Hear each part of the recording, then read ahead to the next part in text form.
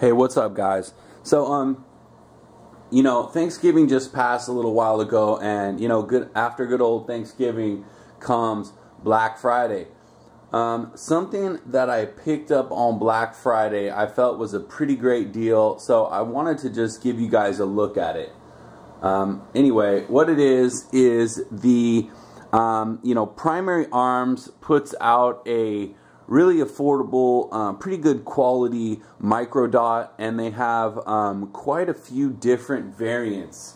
But one of the variants that they had was, I think it was something like a batch order that they had made for some kind of rifle manufacturer, and the rifle manufacturer never came through on taking delivery. So Primary Arms just started discounting the hell out of this optic in order to, just get rid of it. And so anyway, without further ado, here it is. Anyway, I decided to go ahead and grab one on Black Friday. I got a really good deal. So this is what I got. Comes in a foam line box. And here it is right here. It is a very lightweight, nice optic. It is similar to, their original models were very similar to Aimpoint T1s and H1s. They basically were like little clones.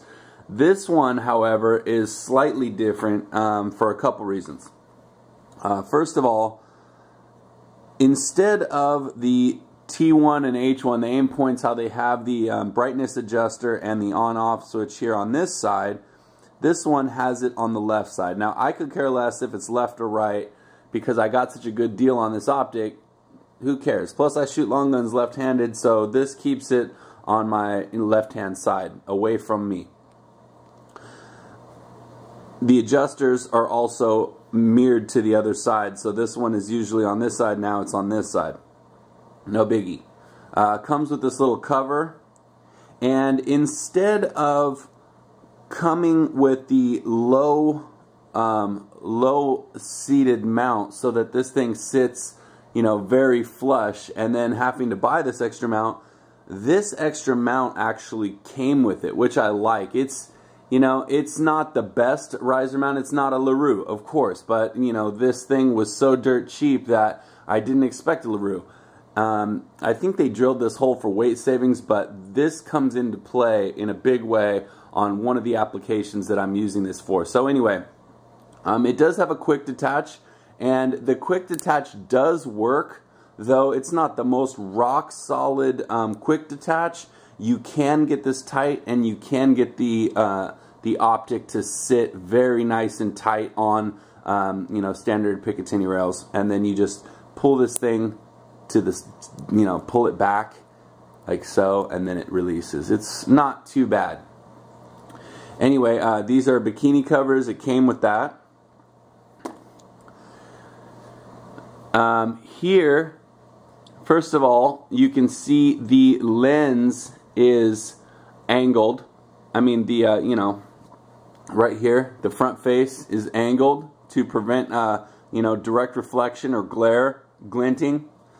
It has a threaded front section here for screwing in a kill flash that they sell separately. I didn't really feel I needed it. I didn't care, so I didn't buy it. Here you can see, when you look through it, it's slightly tinted, and if you look at this 6 o'clock position down here, you can see that the emitter for the red dot is at the 6. Now that's something that they've changed on their newer models, because some people were complaining that the emitter down there was getting in the way of doing a lower 1/3 co-witness. With these high-rise mounts, it's designed to do lower 1/3. To be honest, when I mount this on my AR, and I will show you, it's not in the way for me. I'm still able to co-witness no problem, and so it's not a big deal. I personally don't care, especially for the price. Anyway, to turn it on, this thing has obviously windage and elevation adjustment, And then it has 11 brightness settings, and I will show you those. I'll make sure that you can see. There's a 1.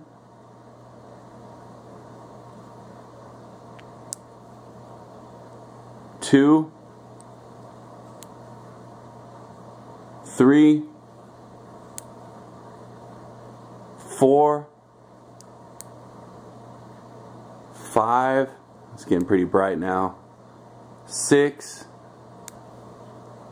7, 8, 9, 10, 11. You can see in this situation you're getting a lot of feedback around the sides, but when you're actually using this outside, looking at something really bright, a lot of times you know, you'll need those bright settings to be able to still see it, especially if you shoot in, you know, areas like I do in the desert and arid areas where it really does get super bright and really, you know, all the background is pretty dry. Anyway, so those are the settings. Very nice. You can hear the detent. This knob has very nice detent on the adjustment. All in all, this thing has really impressed me. I really, you know, I wasn't expecting much. I saw the good deal on Black Friday and I thought, you know what, I've been wanting to check one of these out, and at this price, which, you know, after, you know, looking around, they're normally around 89 to 110 bucks, and then you buy the riser. I got this with this riser, everything you see that I just pulled out of the box, for 60 bucks shipped to my door. So I don't think you could possibly beat that, and especially when you see it mounted and see that it all still works exactly how it should, it is definitely worth that price for an extra, you know, backup optic. So that's about it. You can see the coating all around. There was a small nick on mine, you know, big deal. I could give a shit about that. And then as far as the part number, see if we can get the camera to focus in. It is the MDSP by Primary Arms.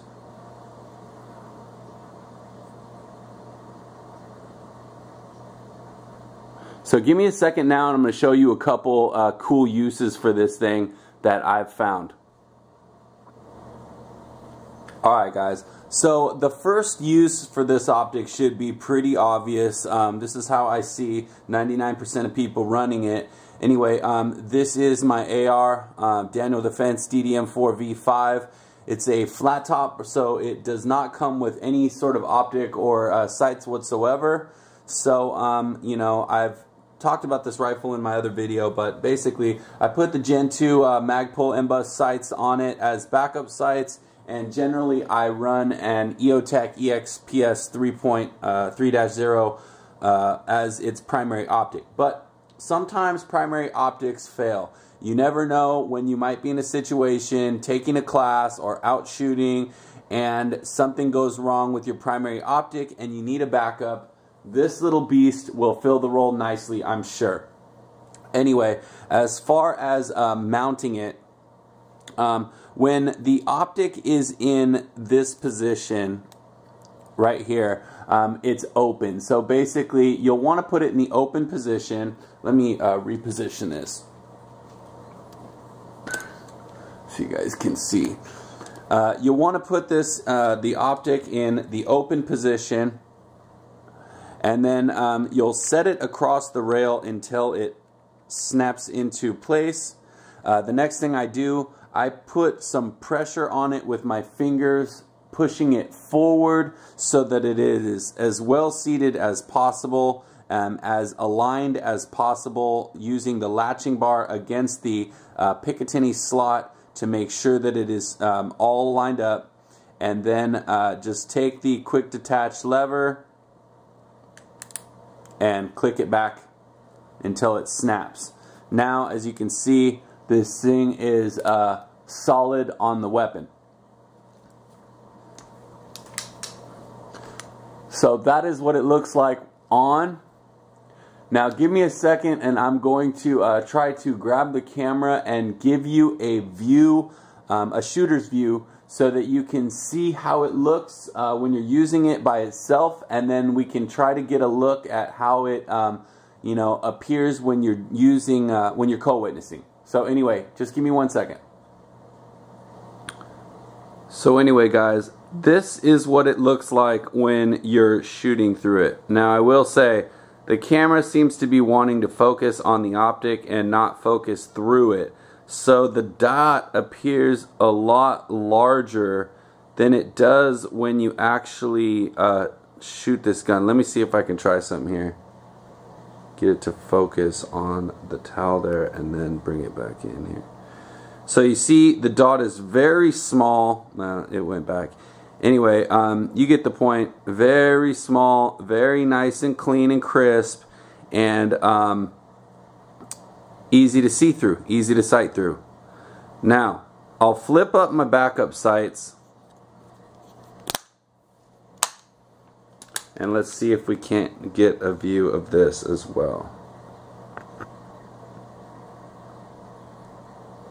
So there you go. As you can see, when you center the dot in the circle, and of course it's not focusing where it should be, but those little light gray is the sides of the front sight, and then the dot is sitting on the post right where it should and centered in the rear circle. So this is the sight picture you'd get if you're co-witnessing. You can still see the emitter a little bit, but honestly, really not that big of a deal for, you know, for what it's worth. So lower 1/3 co-witnessing is possible with this mount. And 99% of the time, you're not even co-witnessing, you're just using it like this. And for that, it works phenomenal. It's, you know, parallax free, so wherever the dot is where your round is going to hit, you know, of course not taking into consideration holdover, but just, you know, wherever you're zeroed, that's how it works. A phenomenal little optic for the price. Now give me 1 second and I'm going to show you another use that I think this thing is even better suited for. So hold on 1 minute. So this is my Mossberg 590 A1 SPX. You know, I've also done a separate video on this one to show you, you know, all about this one. But to cut right into this, the factory sights that come on this gun, it's got an M16 style front post with a red fiber optic rod, and in the rear it has already been drilled for a Picatinny rail which comes mounted, and it comes with a Picatinny mount LPA ghost ring rear sight. Here's the front, and here's the rear on the Picatinny. Now, the ghost ring with the green fiber optic rods is not the one that comes in the gun. It comes with a plain black one. I opted to switch out this ghost ring for the one with the rods so that when I shoot slugs, I can use the sights like a rifle to judge holdover at distance. Anyway, sometimes you may need to use your shotgun in a low light situation. You know, the use of a shotgun is an extremely effective weapon. It can put tons of, you know, projectiles downrange in a very short amount of time. So it is a very formidable weapon. But one thing about a shotgun is that when a person uses a shotgun, they need to be extremely conscious of every projectile and where it's going. You know, shotguns have spread. They're not like a rifle. So you have to be conscious of that. You have to always know where your shot is going. And one way to do that is to use an optic and test it and understand how it works so that you can be sure you know exactly what the capabilities and limitations of your weapon are, so you won't get caught with your pants down when it matters. Anyway, so one thing I thought is, why not give this a try on the Picatinny with this gun? So I did. Throw it on here, get it positioned, put the pressure like I mentioned, and then bring the lever back and click it shut. Now it's hard mounted, it's not going anywhere. So here's what it looks like on the shotty. Pretty badass. And this is where that mount comes into play. So give me a second and let me get into the shooter's perspective, and I'll show you what I'm talking about. So here is a shooter's perspective, looking through the optic. Again, the dot is not focused, so it's not actually that big. It's a lot smaller, but you know, it is what it is. We got to work with what we got. So as you can see, there's using the optic. It floats nice and high, so it's out of the way of the sights, period. No co-witnessing or anything like that, just a clean sight, and it can be adjusted to 0 on this gun, though right now it's not.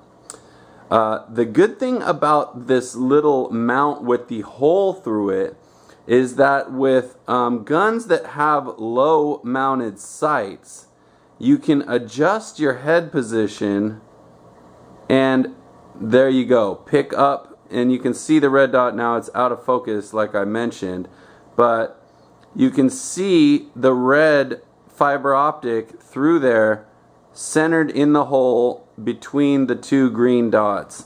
So with this mount and this optic, you can quickly transition from using the red dot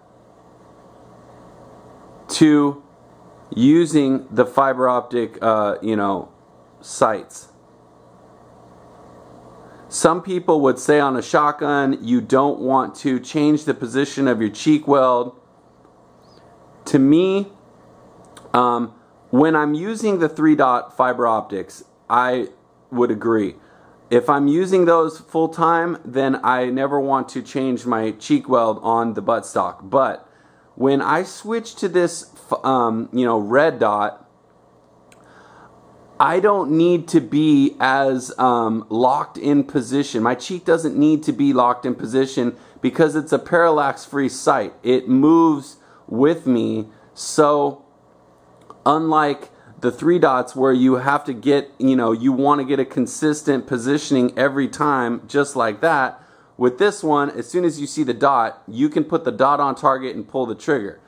Also, being that I run a short buttstock on this gun, the Hogue, 12-inch length of pull,